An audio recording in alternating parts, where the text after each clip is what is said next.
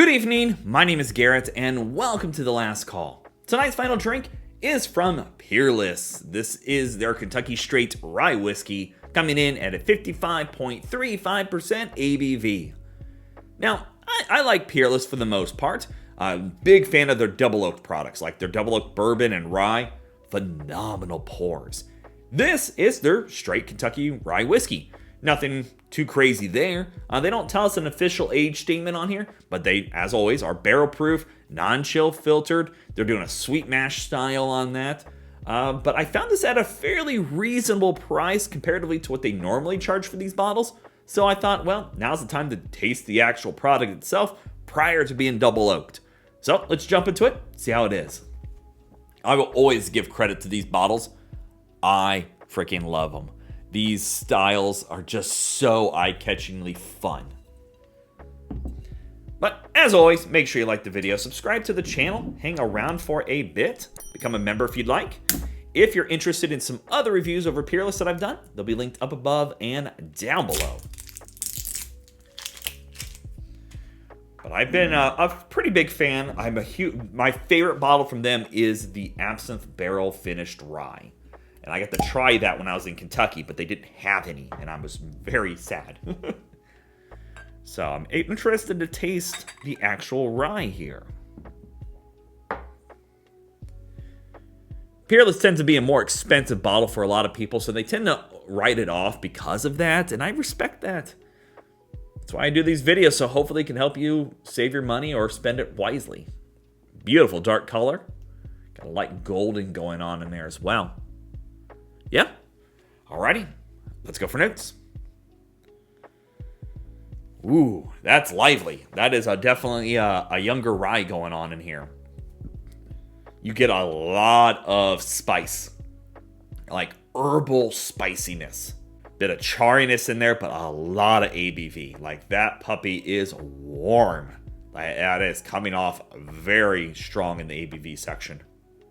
The herbal spiciness in here, though, wow. That is really jumping out. Nice light caramel going in here, too. Nice layer of, like, dusty sweet corn. And maybe, like, a banana note. Like, banana peels. Yeah, there's, like, a banana peel or, like, freshly sliced banana going on. Like, just ripe. Like, still got a little green in there, but not under or over ripened for the most part. The vanilla's coming out here, kind of like vanilla buttercream. Yeah, it's like buttercream. It's like a buttercream icing with some bananas with it. But as soon as you go back to that from taking a moment, that ABV just jumps out of there. Nice pepperiness in there too. A lot of spice characteristics going on. Honestly, besides the ABV side of things, it's a really good nose. So, let's jump into it. Yeah. Okay.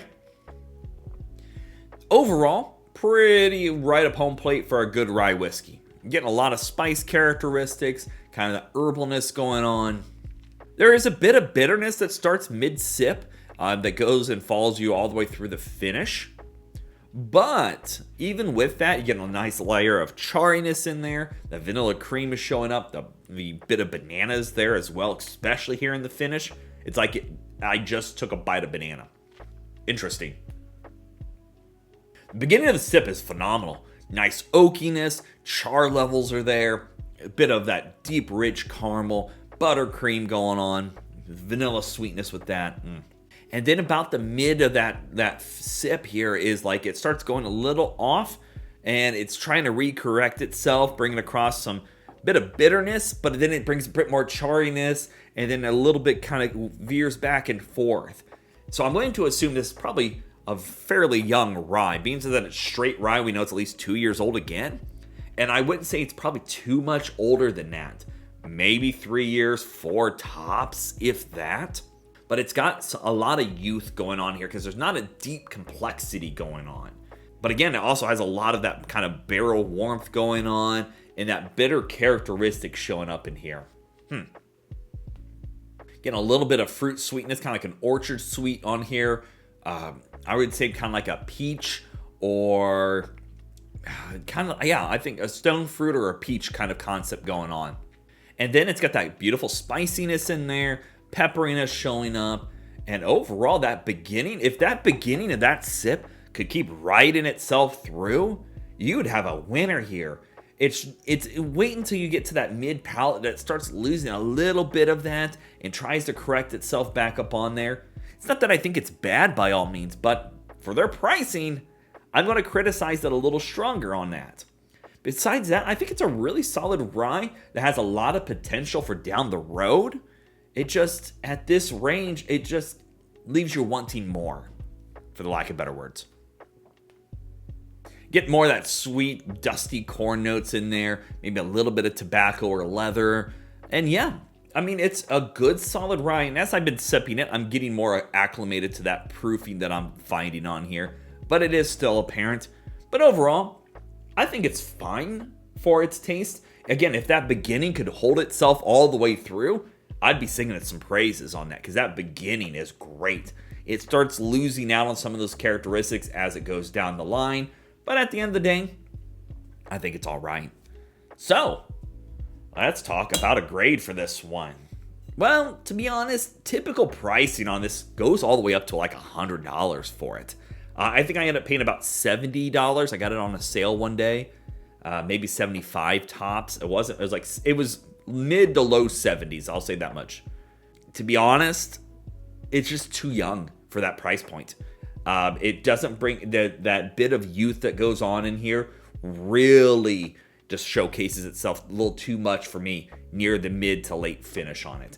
I'd probably give it a C+, and not saying that's bad, but it's there are better ryes out there for the same, if not cheaper, in my opinion. If this was a bit more aged, I think you'd have a real winner at those price points. I don't mind paying for good whiskey, as long as it's good whiskey. And here it's like, yeah, it's about 80% there.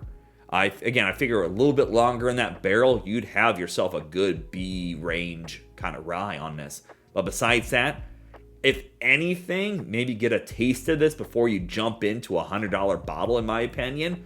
But at the right price, I think if you found this at, I would say, $60-ish price range, I don't think it would be necessarily a bad one. Just know what you're getting into when you pick this one up. So yeah, there you have it, folks. Peerless Kentucky Straight Rye Whiskey. If you have any questions about the bottle itself, let me know down in the comment section below. I will do my best to answer it. And if you have any specific bottles I should go looking for, also let me know down below. Love doing these reviews and sharing with you the experience at home. And as always, may your last drink of the night be the best one.